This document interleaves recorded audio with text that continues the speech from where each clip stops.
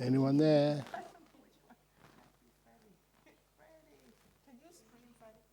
Ready.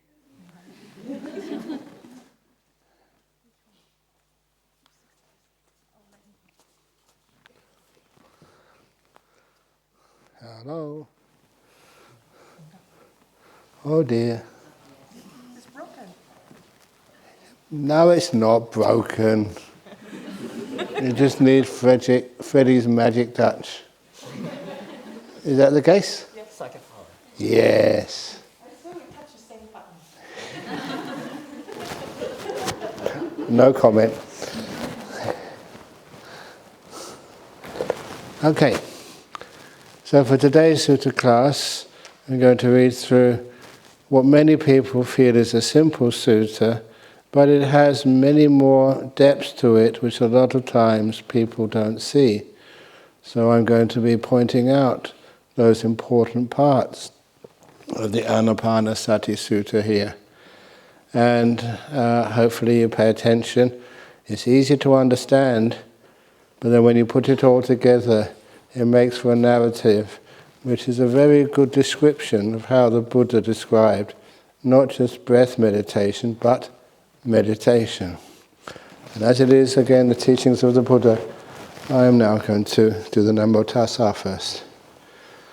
Namo Tassa Bhagavato Arahato Samma Sambuddhassa. Namo Tassa Bhagavato Arahato Tassa. Namo Tassa Bhagavato Arahato Samma Sambuddhassa. Now, first of all, I would just bring your attention to even the word Anapanasati. And I think you all know that it's a very well known word in Buddhism, is especially Anapanasati. Sati is the mindfulness, and Pana is, we use Pana for many words. It's not just breathing. Have you know about the first precept? Panatipata. Atipata means destroying, killing. And the first word in Panatipata, Pana, is called like animals. And you may not realize the connection between Pana, the breath, and Pana, the animals. Until, if any of you ever were forced to learn Latin, have any of you ever learned Latin at school? I remember just on the school desk in the Latin class, someone else had written a little poem about the Latin language. Latin is a language as dead could be. First it killed the Romans, now it's killing me. For some people, they found it very difficult to learn Latin, and I was very happy I learnt Latin in the end, simply because it was a logical language, not like English, which is totally illogical. I think you agree with that. Some of its pronunciations are just ridiculous. But nevertheless, when I learnt Latin, you also learnt the Latin word for breath. In Latin, the word for breath is animalis. Animalis. And the word for being, the equivalent to pana in Pali or Sanskrit, the equivalent is animal. Literally, having breath is basically the definition of a living being. Animal and animalis, pana and pana. So it's an interesting Anapanasati. You might say it's mindfulness of animals. But don't say that because it's defined in a special meaning. But it has that meaning there to it. But nevertheless, let's go back to how the Buddha described it. What he meant by Anapanasati is mindfulness along with the breath. When mindfulness of breathing is developed and cultivated, it is of great fruit and great benefit. When mindfulness of breathing is developed and cultivated, it completes the 4 focuses of mindfulness. When the 4 focuses of mindfulness are developed and cultivated, they complete the 7 enlightenment factors. When the 7 enlightenment factors are developed and cultivated, they complete true knowledge and deliverance, awakening, enlightenment. That's the introduction. And now, first of all, when we have that introduction, many people have learnt Anapanasati is one of the most popular or most used forms of meditation. And few of you know its origin, where it came from. I thought of including in this description of Anapanasati Sutta today, one of the origins to the Anapanasati Sutta, first being taught by the Buddha, was one day when the Buddha decided to go on retreat for a couple of weeks. I say that because you're on retreat now. And this was the Buddha said, I'm going on retreat for a couple of weeks, and I want to make sure that you monks behave yourselves and practice well. And at that time, the monks were doing the meditation on the loathsomeness of the body, contemplating their body and looking just how it's just really hard to clean. It gets sick. It always gets dirty. You used it for a day, and then you have to wash your clothes again the next day. Things get really dirty, and they just kind of fall apart, and things go wrong, and you get diseases. And so they were doing this contemplation of the body practice. And as they were doing the contemplation of the body practice, when the Buddha was not there, he was on retreat, a lot of the monks went too far. And they get to be disgusted with their body. And they didn't like things like bodies. And they went way too far. And what happened was that Mara, you all know this guy called Mara, like a heavenly being. He was basically the control freak in chief of the universe. Always liked to be able to make sure that he could control other beings. And so that he saw his chance. And so he took over the mind of this other person who was hanging out with the monks, supposed to be serving them, and said, why don't you help many of these monks to get rid of their loathsome bodies? And so he went up to see them, and he said, this fake ascetic called Migalindika, he said, well, you know what, if you really want, I can help you get rid of this loathsome body. And so he helped murder some of the monks. And the monks, said, oh, it's a wonderful thing, beforehand, thank you for doing this. Because of the loathsomeness of the body, we're rejecting our body. And after he killed and murdered about half a dozen of them or something, that's when he felt a bit of regret. And he thought, my goodness, what have I done? I've killed some monks. And then Mara came to him and said to him, no, you don't need to feel regret. You're taking some of the monks over to the other side. You're making them enlightened. Well done, you're a great service to the monks.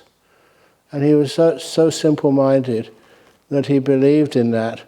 So he went around all of the rooms and the cottages.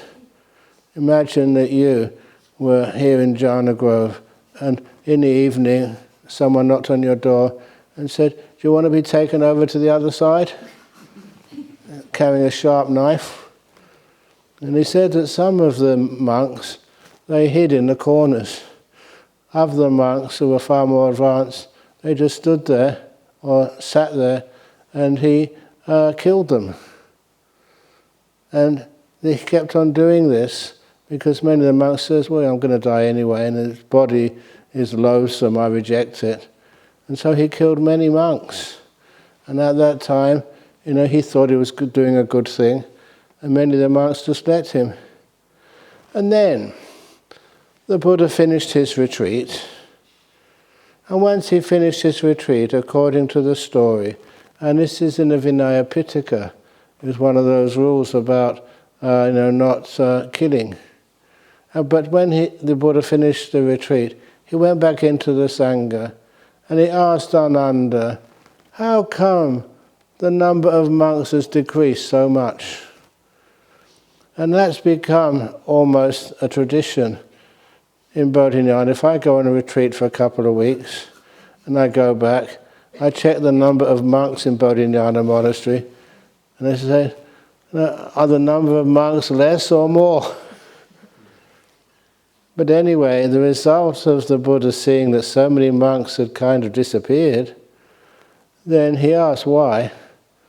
He'd been on a retreat and just really in his own world of deep meditation.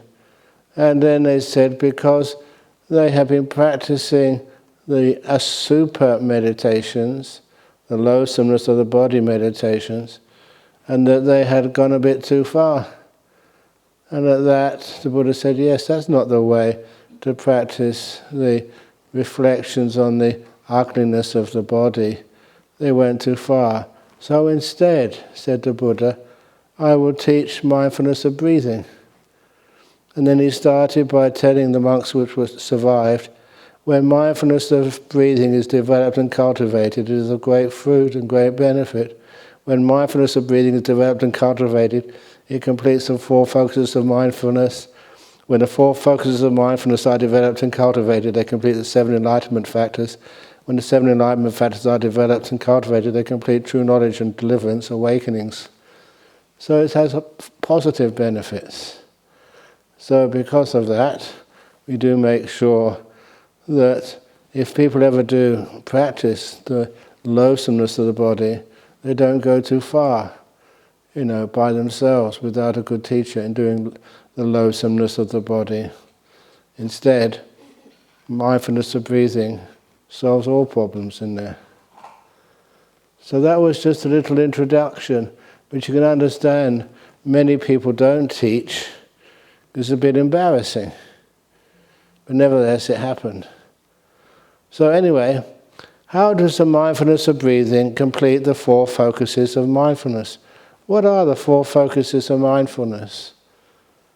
I'll put in here the 4 focuses of mindfulness. That's how it's usually translated. I usually prefer tightening up the translations, giving them more meaningful translations. Instead of the 4 focuses of mindfulness, that is my translation. A focus is where we put the mindfulness on. We focus on this one, that one, that one, and the 4th one. I know that it's usually translated as the 4 foundations of mindfulness. But foundation doesn't make much sense to me, because it's 4 specific things we focus our mindfulness on. And those 4 little places we focus our mindfulness on, that's where we gain really important understandings. You can focus your mindfulness on anything. You can focus your mindfulness on the weather, say. That might be interesting for you, but it's not as important as, say, focusing the mindfulness on the citta, the mind, or on experience. So it's where you focus the mindfulness is also really important. That's why we call it the 4 focuses of mindfulness. So how does mindfulness of breathing, develop and cultivate, complete the 4 focuses of mindfulness? And I did a little extra, I'm taking out from the Satipatthana Sutta these following lines in italics. The 4 focuses of mindfulness lead in one direction only, to the purification of beings, to going beyond sadness and crying, to the disappearance of physical and mental suffering, for the attainment of the true way, for the realization of Nibbana. And straight away that first paragraph there, is really important. Because if any of you have done Vipassana retreats, how many of you have done Vipassana retreats? And have you ever heard those teachers say, this is the only way, the Vipassana? The Pali word is called ekayana. And I've got to be sort of specific here, because it's not ekayana, ekayana, a short A at the end there. You may think this is being pedantic, but ekayana means a one going. Ayana means like a path, a way. Eka means obviously single. And ekayana means like a single path, not a one going. And that word ekayana, some of the monastics or some of the teachers, they're wrong when they say this is the only way. And if you ever wish to check, where does it say the only way? That is mentioned in the Dhammapada. This is the only way, there is no other, for the purification of insight, the Eightfold Path. Always that is the only way. And that's repeated many times. It's not Satipatthana. Satipatthana is part of the Eightfold Path, but it's not the whole of the Eightfold Path. You need more than just Satipatthana. So that's the first thing to note. This is not the only way. The only way is the Eightfold Path. This is a way which leads in one direction. And that's made very clear because just after the Satipatthana Sutta in Majjhima number 10, Majjhima number 11, they have another sutta there. It's the only other place in the suttas where they use that same word, ekayana. And that word was used to do with the law of karma. Suppose a person is walking on an ekayana path in the forest, and there's no left turn, there's no right turn, there's no turning around. There's a single lane path. You can only go forward, you can't go back. And he said that sometimes he can see that at the end of that path there is a pit, like a trap. And he said if you keep walking on that path, because there's no left turn, right turn, or U-turn, you're going to fall in that part. And he said that's like how he predicts the law of karma. If you're walking on the ekayana path, you're going to fall in that hole. And that was like a metaphor which the Buddha stated, which made the meaning of ekayana so clear. So, now, what are the four of the Satipatthanas? Number one, and I formatted it like this on purpose. This is not adding things which are not in the sutta. It's rearranging the abbreviations. What are the four? Number one, having restrained the five hindrances, you abide aware of the body, energized, knowing the purpose of what you are doing, and mindful. Having restrained the five hindrances, you abide aware of experience. Experience? Haven't you not heard the word aware of feelings? That is not a wrong translation of Vedana, but is a kind of distorted and misleading meaning of Vedana, the second Satipatthana. The real meaning is what you experience, not just what you feel, not just the quality of happiness and suffering or in between of what you feel, but of experience itself. What is experience in any one of the six senses? And that is the meaning of Vedana, the second of the four focuses of mindfulness. Having restrained the five hindrances, you are aware, first of all, body, and then you are aware of experience, energized, knowing the purpose of what you're doing and mindful. Having restrained the 5 hindrances, you abide aware of the mind, citta. That is a perfect rendering, citta. I'll explain that later. Energized, knowing the purpose of what you are doing, and mindful. Having restrained the 5 hindrances, you abide aware of mind objects, energized, knowing the purpose of what you are doing, and mindful. That in brief are the 4 foundations, or 4 focuses, more accurately, of mindfulness. Are you with me on this one? Am I going too fast? Okay.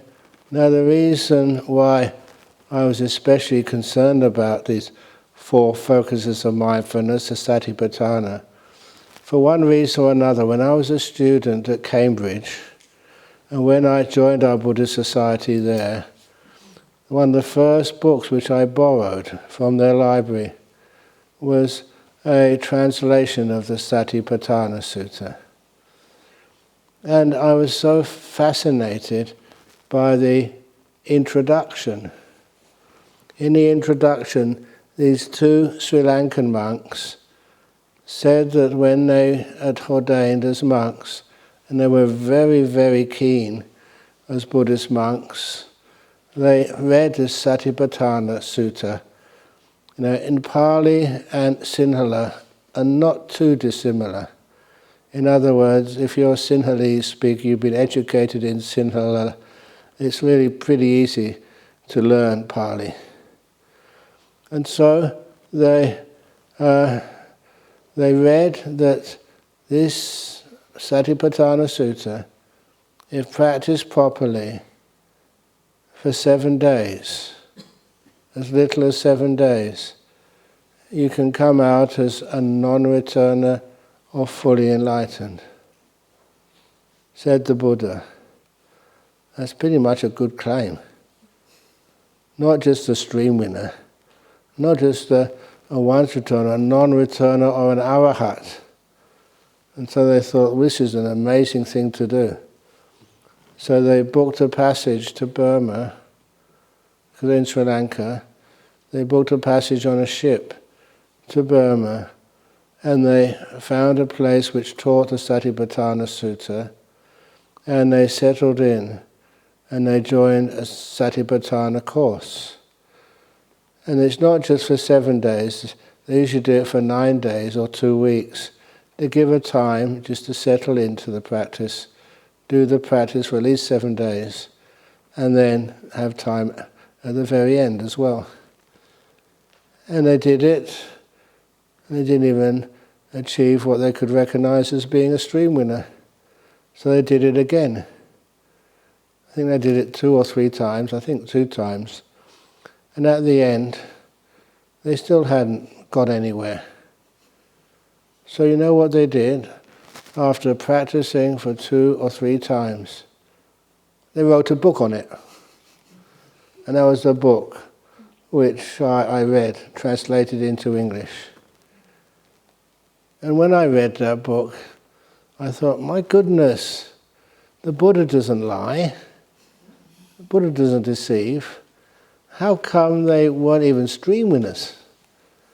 And then I kind of looked at it carefully and said, the 4 focuses of mindfulness do lead in one direction only, for the purification of beings, even within 7 days. They must not be doing it properly, the way the Buddha said.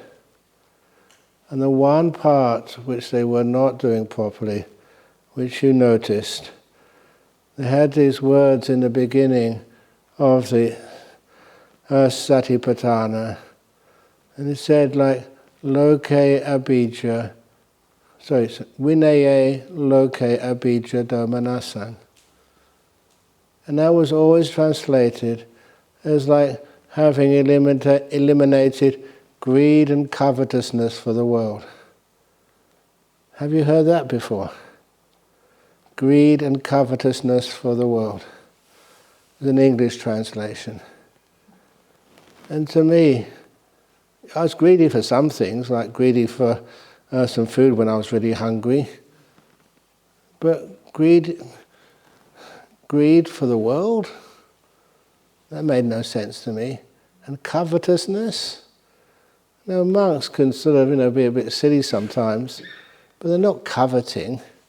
That word means an extreme form of greed and keeping it for yourself. And so there was something very wrong there. But fortunately, because I did learn Latin at school, that when others said, well, why don't you learn some Pali as well? It won't be hard for you. And it wasn't hard for me to learn Pali. And then when I started learning Pali, then I started reading the suttas in Pali. And especially when I started reading the Anguttara Nikaya in Pali. That's, one of these sections of very small suttas, hundreds of them. But then when I read them in Pali, I came across these words again and again and again. Lokaya bija, and also Dhammanasang. You know what you discovered just with your own eyes reading?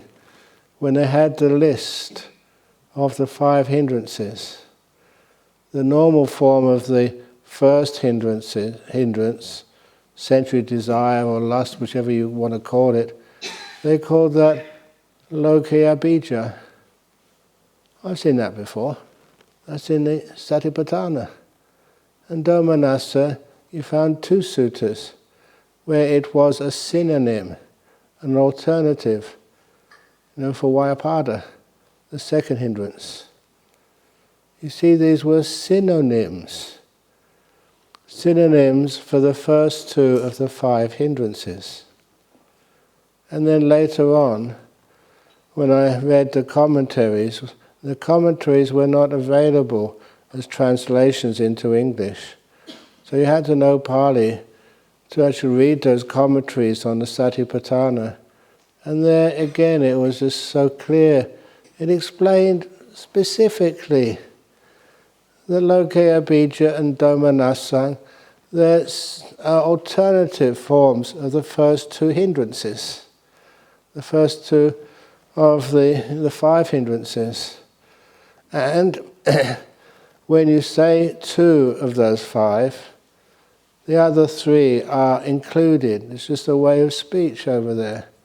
If they have a normal group of things, then you always mention the first 2, and the other 3 are included.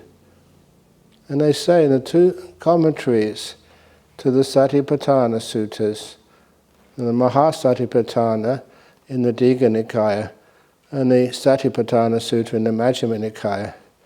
And each 2 of those suttas, it says that those words mean having vinaya, Lokaya bija Dhammanasang, means having suppressed. Sometimes people say suppress is a bit too harsh a word, but having trained, lessened, reduced enormously the 5 hindrances. So that's actually what that word means. And so that's why I made a point of that by arranging the translation, having restrained the 5 hindrances. This is what you do first, before you even practice Satipatthana. And when I read that, it made so much sense to me. Because, the 5 hindrances, those are the things which the Buddha said distort your perception, which are nutriments to delusion, which stop you seeing things as they really are, but only allow you to see things as they seem. That's why I mentioned that in the Bahya Sutta. In the scene, let it just be the scene, not any distortion. In the herd, just the herd. In the smelt, in the tasted, just that. And in the felt, with the physical sense of touch, just the touched. feel what it actually is. And in the cognize by the mind, just what is cognized, nothing more. And to do that, that means having restrained the 5 hindrances, having lessened the dominance of the 5 hindrances. That is a prerequisite. That's because those 2 monks never did that. I think that's one of the main reasons why they did the practice, but did not get any penetrating insights or any deep states of samadhi. One thing they missed out, the 5 hindrances were still playing around. Is that okay? If it's not, if you want to ask a question, please ask it now, because this is an important part of meditation teachings. Can you name again the 5 hindrances? Sorry? The 5 hindrances, can you specify the name of the 5 hindrances? Oh yeah, their names. Well, the first one is, sometimes they call it lust, wanting, sensory desire. It's Kamachandra is the usual title. But for a lot of time, Kamachandra, karma is not like K-A-M-M-A. That's the law of karma. It's K-long-A-M-A, which means sensuality. We have the 5 senses, the 5 kamagunas, parts of karma. And this is seeing, hearing, smelling, tasting, touching. The mind is caught up with those things, wanting them, and wanting to get rid of unpleasant sense experience. And those are the first 2 hindrances, the wanting and the aversion. Want to get rid of things. I've mentioned that when you start meditating, to overcome those first 2 hindrances is crucial. They're the most powerful. They're kind of primary. And once those 2 are gone, the next 2 hindrances, restlessness, or rather sloth and torpor comes first, which is good. The 3rd hindrance, sloth and torpor, and then restlessness and remorse. Why do they even order them like that? Sloth and torpor, in most of that, is a result of wanting and trying to get rid of things. Tires the mind out. It's wonderful if you ever try to overcome sleepiness and dullness through force, it just makes you more tired. And for years I kind of had to experiment to find out what actually is sloth and torpor. Why, when all you need to do is just watch a breath? It's a simple thing to do. Watch the breath go in, watch the breath go out. That should be easy for anybody. It's not like studying Latin. That was hard work. But just watching a breath go in, breath go out, what can be easier than that? And it's just because you have standards you want to meet. And that's why you get tired. Exhaust you. Imagine if you let go. If you watch the breath, fine. If you didn't watch the breath, fine. You weren't the control freak which tells another person what to eat at the restaurant. What do you want to eat? And I'll get it for you. That doesn't make you tired. That kindness gives you the opposite of the happiness. And so for years, when I used to get very, very tired, I realized the reason I had sloth and torpor in Thailand, I was in a climate which was totally foreign to me. I was born in London. It was cold there. In Thailand it was always hot. I joke, but it's so close to the truth. 3 seasons in Thailand. The hot season, the very hot season, and the hot and wet season. And I recall, it was just with so much joy, that going to renew my visa in Bangkok and being able to stay in a room in one of the monasteries, a rich monastery, which had air-conditioned rooms. Oh, that's exactly how I felt. This was 50 years ago. And you could sleep in an air-conditioned room.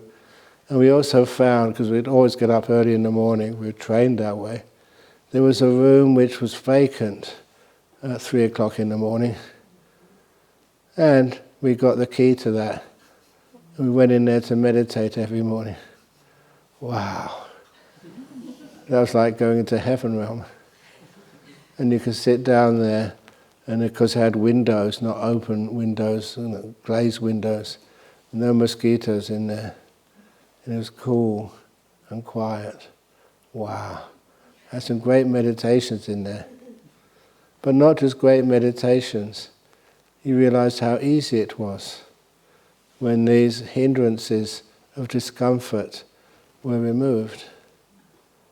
And it's experiences like that, personal experiences, which is why when I designed this place, I tried to make it as comfortable as I possibly could for all the people who would come here. If you like to have a cold place, there are cold places you can go to. A warm place, we have like heaters. We have the air con in the back, and it's not just air conditioning, it's a reverse cycle. So you can always turn the heater up there and make this place nice and warm for you. And you know what it's like when you've been cold for a long time, and then you find a place or a nice blanket you can put around you, and it's nice and cozy. You can get some great meditations like that. So that physical comfort was important for me. The other thing I noticed, in that northeast of Thailand, we had just such simple food, disgusting food. Frogs, snails. It was disgusting. But it was also bad nutrition as well. That's why I was really thin, because the food I had usually to eat was very terrible. And so you went down to Bangkok, you had much nicer food. Not tastier, but it had more protein in it. You know how I found that out? After being a few years as a monk, I realized that you felt a lot of gratitude for these villagers who looked after you. You wanted to give something back. And one of the things I'd learned, as a student, is how to build a methane generator using the feces from water buffalo. And so there's plenty of water buffalo there, plenty of this ingredients. I just had to build this generator, very simple. So I got permission to build one. And it worked. I remember this villager who helped me, he said, "I thought you were mad. How can you get methane from water buffalo poo?" And then when it worked, he let me into so many other secrets of what was happening in the village. But I can't really go into those now, I'm already a bit late. But nevertheless, it didn't make as much methane as it was expected to. And I realized what was happening. The water buffalo in the northeast of Thailand, they were malnourished for years, for generations. Because even the grass there, it was not enriched, by enough, whatever you call it, proteins or chemicals which were in the soil. It was very sandy in that part of Thailand. And so when it rained, during the rain season, the water would just flush any goodness out of the soil and flush it down the rivers and go down to central Thailand. Their food was far more nutritious. And I realized even the water buffalo up in the northeast were hungry and weak, because even the grass was not very powerful feed for it. But anyway, so this is what the 5 hindrances are. I haven't mentioned yet sloth and torpor and restlessness and remorse. They do feed off each other. The mind which moves and the mind which stops moving and falls asleep. For a while I thought, why can't I find that place in the middle? where you're not thinking, but you're not sleepy. And you found the way to do that is actually not even try and visit the restlessness part. That's the worst of those two. But just be sleepy. Allow yourself to be sleepy. And one of those examples, another sutta, where the Buddha came across these two monks. One monk had a perfect posture, didn't look sleepy at all, on the edge of the forest. And he had straight back, chin tucked in, wasn't sleepy at all. And the Buddha turned to Ananda and said, I'm worried about him. And then when I first read that, what? That monk's got a perfect posture. He was a control freak. And he was worried about how he looked, not about what was happening inside. Sure enough, that monk disrobed soon afterwards. Deep in the forest, he saw another monk who was nodding. And the Buddha looked at that monk and smiled. I'm not worried about him. And a few weeks later, he was fully enlightened. And when I read that, it didn't make any sense to me at first. But then later, after about 5 or 6 years of fighting with sloth and torpor, and not getting anywhere, you decided, well, give it a try. Don't do anything. Just sit there and let the body go down. It's tired. Cause and effect. Body doesn't belong to me, it's part of nature. And then I let it go. And then what I notice, what everybody notices, you just be patient, give it time. If you're really tired and falling asleep, but you have a little bit of mindfulness left, enough to restrain yourself from doing anything, and then the awareness returns. It slowly grows. The awareness gets stronger, and you don't need to nod or to droop. And you find after a while, the awareness becomes strong, and all the sloth and torpor vanishes. But you're not restless. You found that middle path, that middle spot. You can be aware, clearly aware, but not sort of sleepy and not restless. To me, those kind of insights which I loved, because they solved a problem for me. And that's what you teach now. If you're sleepy, be sleepy. Or if you're really sleepy, go to bed. That's what the beds are here for. Any time of the day or night. You can always go and take a nap. No one sees you. They don't know what you're up to. You have a room for yourself. And then afterwards, you kind of get your energy back. And you feel really good.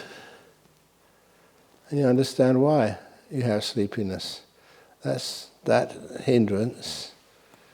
And the hindrance I've left out is the hindrance of doubt. And that was the hardest one for me to understand. What is it, doubt? I think I know the Buddha's teachings. I have knowledge about those. I can understand them. I've got confidence. I've never got no doubt there. And yes, you have. Where I break through the illusion of doubt was when those times I've told you that sometimes after a good meditation you ask yourself, what is my earliest memory? And to me, the first time that happened, and I was a young monk here in Perth. For all those years in Thailand, I didn't really understand what doubt was. But then, when you have those experiences of earliest memories, and that was just as a baby in a pram, I was actually back there, re-experiencing it. Not like the memory of what I had for breakfast this morning. And that was clear. That's one of the things afterwards. I didn't really need to check on the details. I did anyway, and they're all absolutely correct. Because one of the things I discovered which surprised me, I never knew this. As a newly born kid, I knew my mother and the sheets and toys which I had as a young kid by their smell. It's how my mother smelled, not how she looked, which I could recognize. And I had never learnt that. It's a re-experiencing it. I had no doubt that was true, and of course it is true. And this is the thing, that when you're actually experiencing it again, all the doubt disappears. It's true, it's that personal experience. And that's where this delusion of doubt, is this true? Was that really me? Am I just having a fantasy? Is this just, I've lost my mind? You don't have any doubt about that at all. And you can, if you wish, go and check the details. Like I said, that president of the BSWA did when he remembered a previous life. But it's for the sake of others, that was true. Absolutely no doubt at all. So those are the 5 hindrances. And once you know what they are, then you can understand their power to deceive, distort the truth. So anyway, those are the 5 hindrances. And that's why you can see, if you've got doubt very active, and you try to do the satipatthana, or even anapanasati, you're working against something very, very strong, and you haven't dealt with it first of all. It's having restrained, weakened, through the other practice you've been doing, such as, obviously your right view, your right motivation, your precepts, and this samavayama. It's not about effort, about restraint. Restraining those things like the 5 hindrances. When they've all been weakened, then when you do mindfulness practice, you can see really clearly. All of those distortions of the mind have been reduced enormously. So you can see someone, like that lady who was sitting next to Richard Gere. If she'd reduced her 5 hindrances, it's just another guy. What is a Richard Gere? Just a guy, that's all. I know that, other stories. There was this lady called Kate Moss. She's a supermodel. She goes on retreats. And I remember this one person who was told that Kate Moss was on a retreat. And so he looked for her. As of course you would, anyone famous. And he could not see her. She was on the retreat. But apparently, Kate Moss is only a supermodel simply because her face is so easily manipulated by the makeup artists, by the airbrushing. So the supermodel boys fall in love with is actually just a result of, the experts with makeup and hair and lighting and airbrushing. It's actually not real. The real Kate Moss, if you saw her, would just look ordinary. That's why he could not see her, even though she was there right in front of him. And I thought that was a wonderful story. That's why I repeated it for you. So the 5 hindrances, once they're reduced, make satipatthana possible. Okay? Please excuse me if I'm going to go over time, but I thought this was important. Now, having explained why the Buddha said the 4 focuses of mindfulness lead in one direction, and they lead to purification of beings, attainment of the true way, realization of nibbana. It's a powerful statement. So now you know what the satipatthana is. What place does the anapanasati have in it? So here we go. 1. When the in-breath and out-breath are long and you're aware that they are long. When the in-breath and out-breath are short and you're aware that they are short. When you learn to experience the whole of the breath as you breathe in and out. When you learn to calm the breath as you breathe in and out. Those are the first 4 steps of Anapanasati. And I hope you noticed that when I read them out, they were easy to understand. I remember the first time that I heard Anapanasati, they said, when you breathe in a long in-breath, you know it's a long in-breath. When you breathe out a long out-breath, you know it's a long out-breath. When you breathe in a long short breath, oh God, I always get confused. There's too many longs, ins and outs all over the place. And it's not good English. You just get confused. You make it difficult for people, even for me. So an English speaker would not overdo the English. You won't keep repeating and repeating the same things in all the different combinations. So instead you come up with something like this, when the in-breath and out-breath are long, and you're aware that they are long. In-breath and out-breath are short, and you're aware that they are short. When you learn to experience the whole of the breath, when you learn to calm the breath. Those are the first 4 stages of Anapanasati. Nothing of breath meditation. I've already mentioned to you, you don't have to do an in-breath and then a long breath.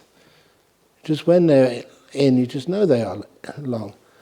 Are you breathing in a long in-breath now, a short in-breath, or somewhere in the middle? You can know that.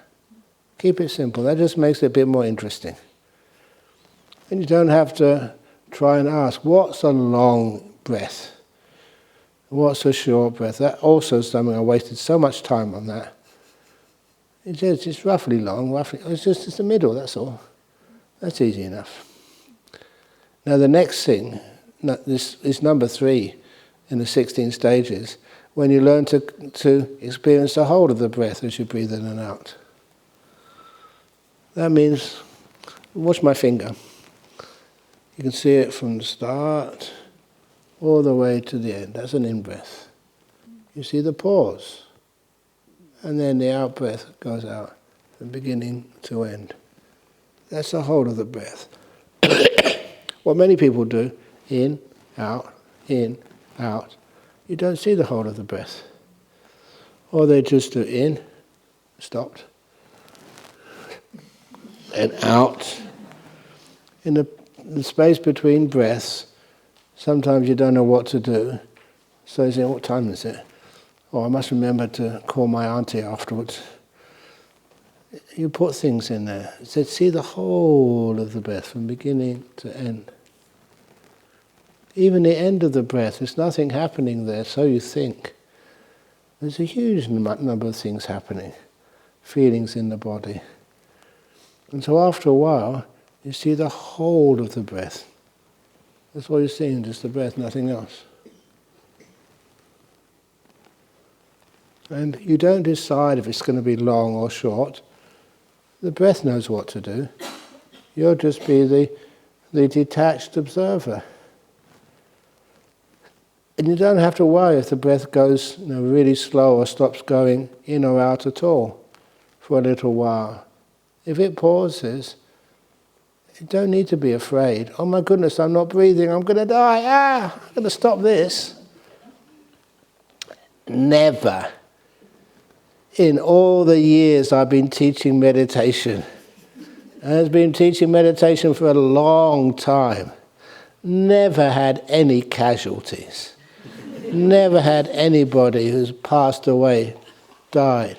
I've had many people meditating on these retreats whose cancer has disappeared, whose other ailments like tinnitus, for some reason or other, has gone, and other things which many doctors try and get rid of for you, but doesn't work. Many of those have gone. But I've never seen anybody here or any other place I've taught meditation die. Honest. So you're absolutely safe. One of the safest places in the world to be. So you just let the breath do what it needs to do. You just watch and see what the breath does. Sometimes the breath does stop, and that's really cool. And I mean that. If your breath stops and disappears, and you're following the instructions, you're blissing out. And I mean that, blissing out big time. Having a wonderful experience. Usually the breath is in the background, it's not important for you. But it still actually goes in and out a little bit, and then eventually it disappears. And this is where, can I tell, I'm going to go really a long way over the time limit, but I really find this really important. If you don't find it important, let me know. This was how Ajahn died.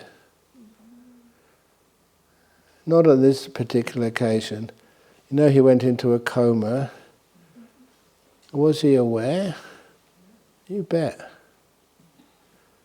Because a few times the monks just they had a big meeting, and they agreed just to let nature take its course, have not too much intervention. But at that time, His Majesty the King of Thailand said, no, I'll put a medic on duty 24/7. And the monks said, well, we'll help with that then. They had 2 monks in attendance 24/7, plus a trained medic. And this many times this happened. But one time, just to make it quite clear, the sort of things which happened, that Ajahn Chah would be laying there, on the bed, hospital bed, but this was in Wat Pah Pong. He'd be laying there and he'd stop breathing. And the medics would look, think, oh my goodness, we have to do something. And the monk said, you don't have to do anything, just leave him alone. He's going to die. No, he does not die. He's just going into the deep meditations. And then I don't believe you.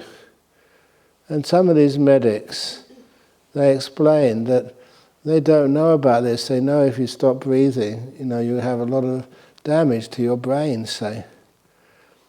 So the monks argued, and they came to a wonderful compromise that the doctor would actually take blood samples every 5 or 10 minutes to make sure the blood was well oxygenated,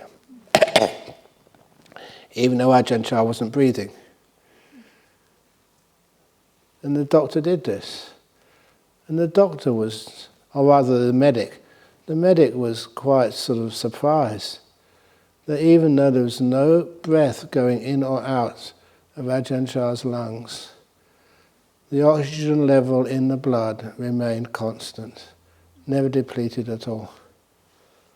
And that was an interesting little bit of experiment. I wish that had been reported somewhere. But of course you don't want to make Ajahn Chah's illness any worse by doing experiments on him.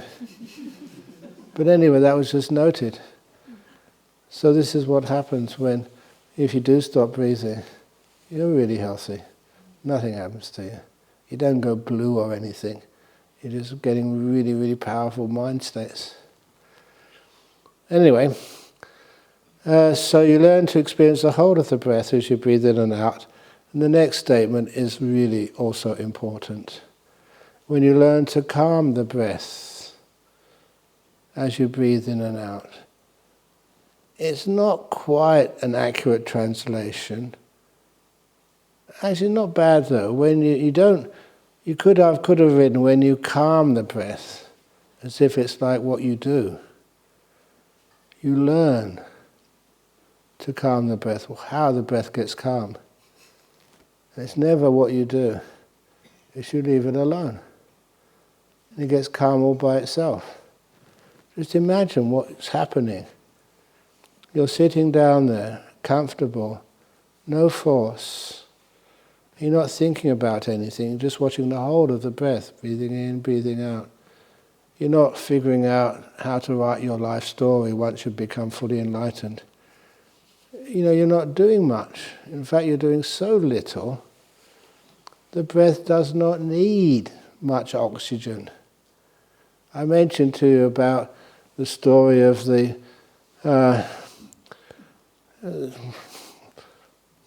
the mosquitoes. And because you're not doing anything, you're not breathing in much, and you're not metabolizing much, so hardly any carbon dioxide is coming out. You're very, very low metabolism. You learn to do that because you don't interfere, you don't worry. You just leave things alone. And that's how the breath calms down. Very little comes in and out.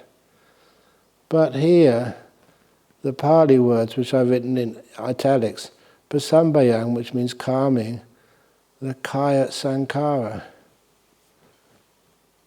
Because what you're noticing here is called the kaya sankhara, the volitional components associated with the body.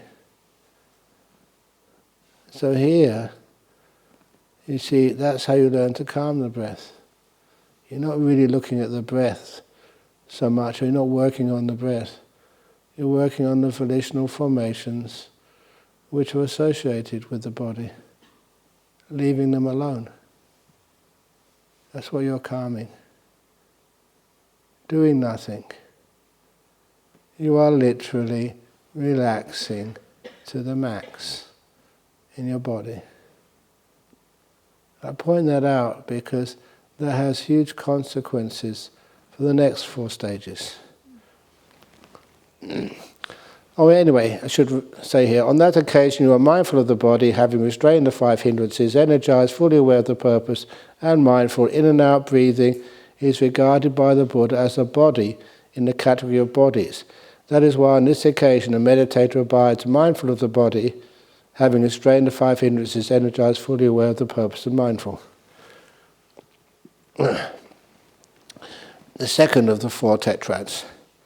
When you learn to calm the mental formation of... I've gone too fast. When you learn to experience joy, piti, as you breathe in and out.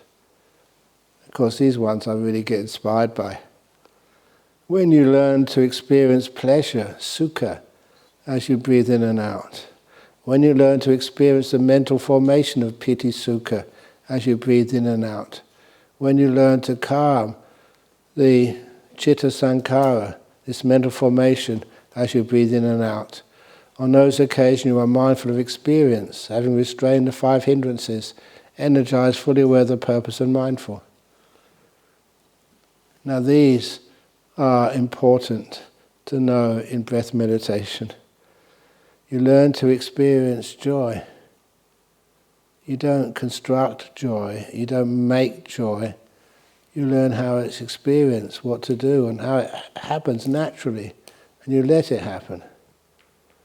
And that joy is not small, it's really big. And hopefully, I'm not sure, the schedule maybe may not allow it, but sometimes when you're meditating before lunch, I love this. Sometimes you can see, you come into this room and people are meditating, they're still, and the bell will go for lunch and they carry on meditating. And they carry on meditating and they haven't lost the sense of sound, or hearing. They hear the bell. It's a clear choice to them. You're going to carry on meditating and miss lunch, and go hungry, or you're going to disturb your meditation and go and have lunch. And it's usually just people carry on meditating. And I mean that. You've got a clear choice. What are you going to do? No, I'd rather meditate. It's more joy, more happiness. And okay, I mean that's a small level of one type of happiness you're giving up to attain another type of happiness, of piti sukha. But it gets even more powerful than that later on. It's not even a question at all. You're enjoying the meditation so much that you just can't sort of leave. Having the most wonderful time of your life. And I'm not just saying that as a a advertising campaign. This is so true. You're having a great time, and honestly, it doesn't matter if you miss a meal for a few days. You know, it's great that you can experience that type of meditation. The Piti Sukha is huge. First of all, joy, and then pleasure as you breathe in and out. And, okay, I'm going to go for it. Sometimes the pleasure you feel in the meditation is bigger than anything you've ever felt before. Even sometimes you think, and I'm being honest, sometimes you feel, how can a human being experience so much extreme pleasure? Is there a limit? Is there a danger? The intensity of the pleasure. Are you going to explode? That's one of the things you think about. It's powerful, really powerful. And the answer is basically no. There's no limit to the amount of joy and pleasure you feel in meditation. Would you like some of that? If you've been listening and you're being honest, of course you would. And that's one of the reasons why I'm a monk. I'm not doing this because I'm weird. I suppose I am weird. Or because I got my priorities all upside down. Once you experience some of these deep meditations, your priorities change. And so, these become the beautiful experience, Piti Sukha, and they become incredibly powerful. You learn to experience the mental formation of Piti Sukha as you breathe in and out. Now I am pausing there, because this is a Chitta Sankhara. It's no longer a Kaya Sankhara. These kind of happinesses and joys, they're part of the emotional world, the mental world. They're not part of the physical world at all. The beauty is because your mind is getting really strong now. I have mentioned this before to you, maybe not actually focused on it totally. When your mind is very strong, that Chitta Sankhara makes whatever you see, smell, taste, touch, is beautiful. One of the weirdest things I never understood when I first started meditating. That beauty is not in what you see. The beauty is not in what you touch, what you hear. Beauty is even not what you eat. It's actually what the mind is like as you're having dinner, or breakfast, or lunch. That's something which I couldn't understand. Why is it that when that first retreat I went on, we had these boarding house cooks, which was the lowest of the low, in English cuisine. And even English cuisine, as it was always pretty low. And I remember, I was honest enough, that when I booked in for a retreat in Cambridge, and I knew this was boarding houses cook, oh my goodness, am I going to be able to stand this food? You know what they usually do? Meat and actually it was a vegetarian retreat, so just vegetables and potatoes, all boiled and steamed until there was no flavour left. And I thought, this is going to be tough. But I didn't come here to eat, I came here to meditate. So I kind of endured. But I thought, I knew the place, so I could always go out for some sandwiches if it was that bad. But when I started eating there, I was so surprised. The food was more delicious than I'd ever expected. It was tasty. And I thought, it must be my good fortune that we got some of these cooks for poor students. Some of these cooks who knew how to preserve the minimum amount of flavour left after all the boiling and steaming.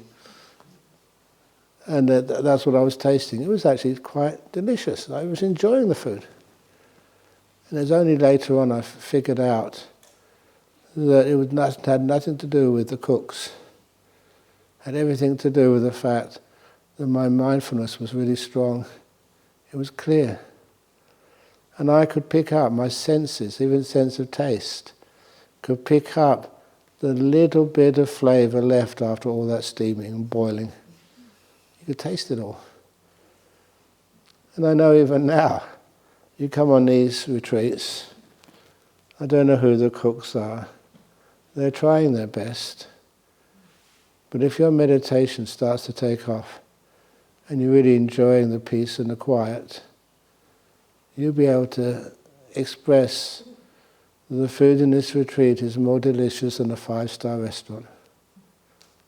It's not the quality of the food, but the quality of your sense receptors and your brain, all being clean, mindful and pure. You can taste so much. And that's one of the wonderful things about this meditation retreats. You start to understand what enjoyment is. That's one of the reasons I mentioned to someone, or I think maybe each one of you, I remember telling the times when I did have girlfriends. We went out for lunch together, I said, I'm paying for the lunch, so please shut up. I'm paying for the lunch and I enjoy the food, but if I'm talking to you, I can't really enjoy the food. I'm not trying to get rid of the girlfriend or anything, but I just know if you're focused just on taste and just mindful of the taste, that's all you're aware of, you can really pick it all up. And it's gorgeous taste. That's why I lost a lot of girlfriends. But I didn't mind. That's true. Sometimes I feel a bit guilty now because I didn't understand the power of the meditation to be able to actually to see where the real happiness lie. I wasn't being mean, I just learned how to calm everything and enjoy so much piti sukha. So on these occasions, you having restrained the 5 hindrances, energized, fully aware of the person, mindful, but being mindful of the pleasure associated with these little things. You can read them if you like, but they're not so important. But in the second 4 factors, the first stage is Anapanasati, you're getting to understand the citta sankhara, the mind, what's made by the mind, this thing called breath, and you calm everything down so much, you really start to experience a level of happiness you've never experienced before. You know why people say that meditation is enormous pleasure. So the next 4 stages, when you learn to experience the nimitta as you breathe in and out, when you learn to experience the citta as you breathe in and out, when you learn to brighten the nimitta, bring joy to the nimitta as you breathe in and out, when you learn to settle the nimitta, still the citta, as you breathe in and out, and when you learn to enter jhana, liberate the citta as you breathe in and out. On these occasions you are mindful of the citta as you breathe in and out. You're mindful of the citta, having restrained the 5 hindrances, energized, fully aware of the purpose and mindful. This is actually learning what this word citta is. And don't try and give it a name. Experiencing it first, and then search for names afterwards. This is what happens as you're getting this beautiful joys and happiness coming up in the meditation. That joy and happiness dominates naturally, and you can't even see the breath anymore or experience it anymore. Still breathing, but the piti sukha gets so strong. You're experiencing really amazing states. You're totally aware, hugely aware. And then what usually happens, you can perceive the jitta. And what does a jitta look like? Well, how do you experience the mind? How do you know this mind? The way it usually appears. And this is why we call it a nimitta. It's the way we perceive this thing. And usually we're mostly people who are dominated by the sense of sight. That one has been far more developed than many of your other senses. And so we usually perceive the mind when it becomes strong as a light. And that light which you see, I really enjoy talking about this. The light which you see, if it is a colour, it's a colour like you've never seen before. And don't think that I'm setting the bar too high. The colour, if it's like the colour of the wood floor, it's not just an ordinary sort of light brown or yellowish. It's like a beautiful shade of brown, a beautiful shade of yellow, a sort of shade of yellow you've never seen before in the world. If you go to a colour chart, maybe to get some cloth to make a dress or to make some curtains, you can see those different colours. But this is like more blue than any blue you've ever seen. More pure, more deep, more powerful. And the world knows how to create those colours. This is what the mind makes you see.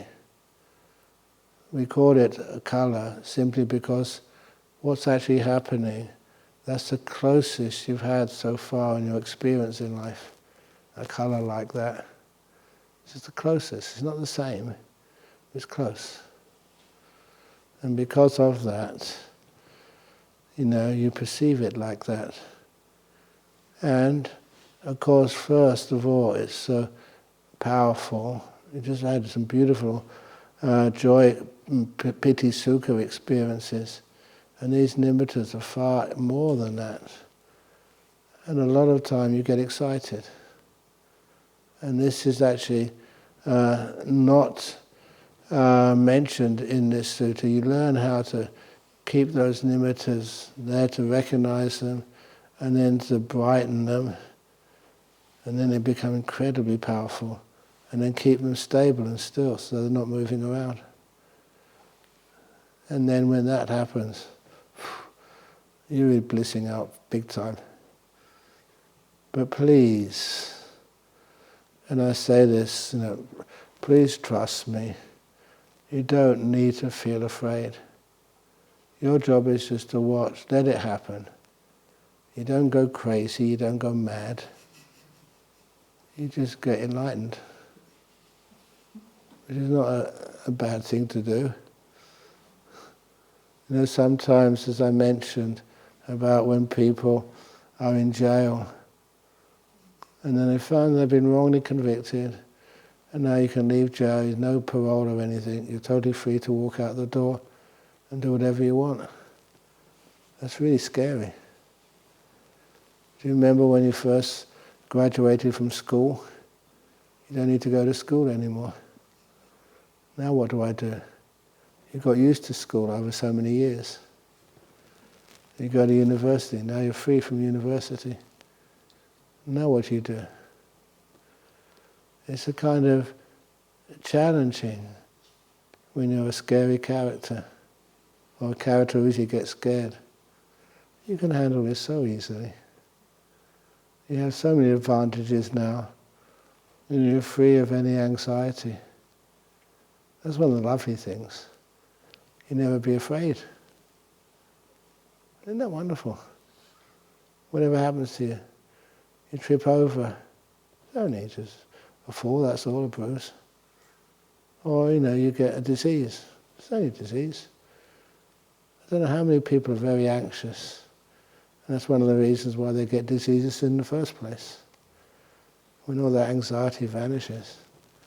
like I was saying about my preceptor, who told me when he saw me meditating while I was waiting for him, and brought back all these wonderful memories when he was a young monk. He had the time to meditate, and the big snake was coiled up on his lap. And no fear at all. It was really weird. Wouldn't you like to be free of fear? I've gone way over time, so I don't care. Here we go. Another story. I remember this time in the northeast of Thailand. There were these many fires on these old buses. You know, instead of actually renewing the buses, the people keep driving them. And then one day, and even one of my friends, another monk, got caught in one of these buses which caught on fire. And he was lucky to get out fast enough that he wasn't injured. But his bowl was stood on the bus when it caught fire. So he lost his bowl. And the bus company replaced it. It was very good of them. I didn't think they would. But anyway, I knew those stories. And I was sitting in the front seat of a bus next to the window, and another monk was sitting in the front of the bus next to me. And the reason they put the monks on the front of the bus was to protect the people behind from front-end crashes. Because I always think the monks have a lot of good karma, so that they'd have to get us injured first during any accidents. That's why they always put us in the front. And anyway, I was sitting next to another monk, driving down some roads in the northeast of Thailand. And that's when someone in the back of the bus shouted, "Fire! Fire!" And there was smoke coming up, quite a lot of smoke. And because of past experiences, everyone thought this was really dangerous. They have to get out of the bus fast. So the driver of the bus slammed on the brakes. He didn't actually go out through the door. He climbed out through the window. And I saw him. What's he up to? And then I saw the monk sitting next to me. Of course, people were going for the entrance and exit at the front of the bus. And he also just got up and just pushed his way forward to get out. And it didn't matter about the rules for Thai monks. You're not supposed to come into physical contact with a woman. He didn't mind, he just pushed himself through. And all these people were trying to get out as fast as they could. And I didn't understand Thai that well. What are they doing? So I just sat there. And it was only in a couple of minutes everybody evacuated the bus, and I was just still sitting there. And then there was one man, must have worked for the bus company. He was investigating. He was quite brave. He was investigating. He found it was just a cigarette. A cigarette butt had actually ignited a piece of the paper, and now was creating this little fire in the back. It's easy to put out. So he put it out and said, "It's all extinguishing. We're okay. You can come back inside now." And because I was in the front seat, when everybody came in, they looked at me and said, "Sadhu, sadhu, sadhu." I was so lucky to be with the Arahats in the bus. And I realised there's not that much difference between stupidity and fearlessness. I didn't know what was going on, so that's why I wasn't afraid. And anyway, that was an interesting experience. But that's what happens when you get these beautiful lights come into mind. You don't have to do anything. Please, please, please don't do anything. Just sit and watch and enjoy it to the max. And as you're enjoying it, the nimitta takes over. The beautiful mind manifests. And you have, again, huge amounts of bliss. And soon you get to the point where that nimitta, that light, becomes so strong. It's like you fall into it. It attracts you so much. There's one monk I know very closely once told me that he was so close to this beautiful bliss, it's like you can see it just a step away. But, you have to let go of control, even more so. And so he was thinking, this looks dangerous, never been in here before, but this looks really nice. No, I can't do this. It's a bit much for me. But nevertheless, he didn't recede too far away. It looks beautiful. No, it's too much. No, I can't. Oh, what the hell, I'm going for it. And so that got totally pulled in to that bliss. Never regret it. Those are called the jhanas. That's what the Buddha did. And that's why I promote that to the max. You can sue me to the max. If it doesn't work out, and you just regret something, then you can sue the whole monastery, we'll give it to you. And all the real estate or whatever you want to do with it. Because that's, the confidence that you have. If you go into these beautiful states, you will never, ever, ever regret it. So don't be afraid. Number 2, don't be excited. Leave the excitement till afterwards. You can have, after you've got into a jhana and become a stream winner or a non-returner or whatever, then we can have a party at the end. Not beforehand. And those become what we call anapanasati. It's 4:30 now. Gone over time, as I usually do, but I don't mind. I hope you don't mind.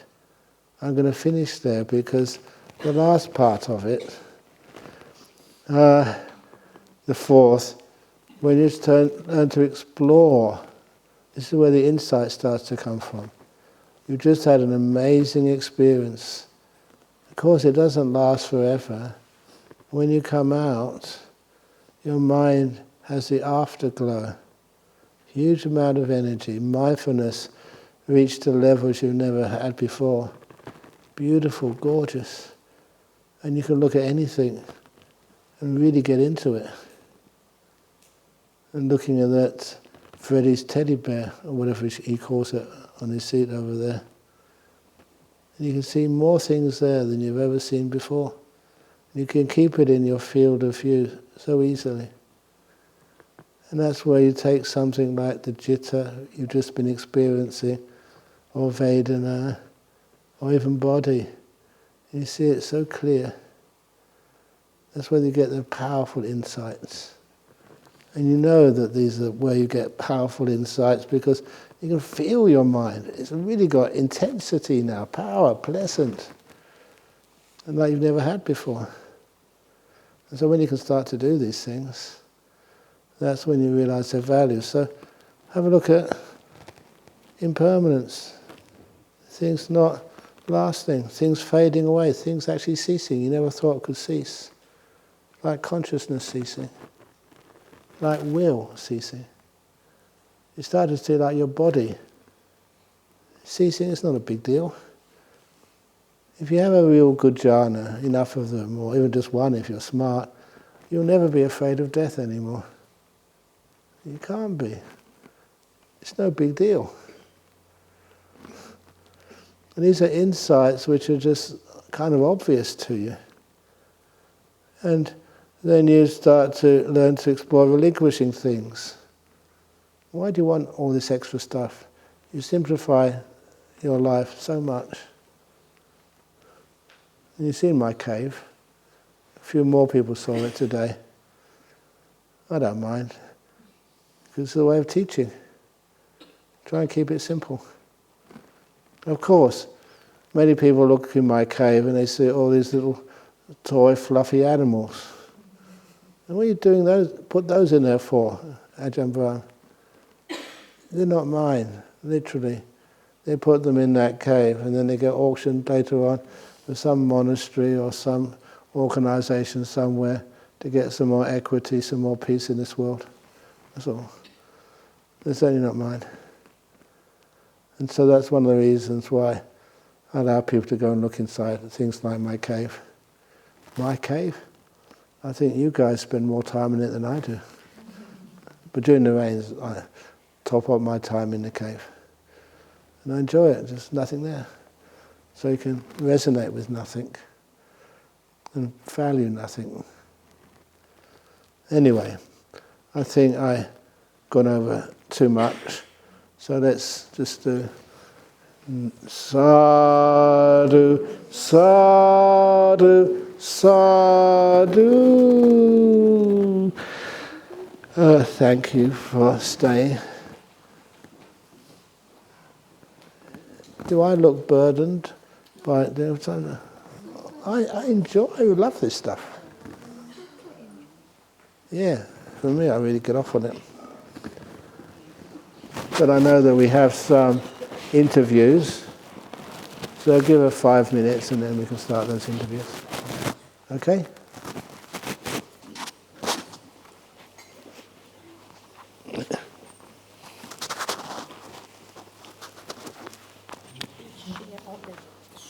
Oh, yeah. Yeah, certainly. Thank you. Thank you so much. I don't know any of it.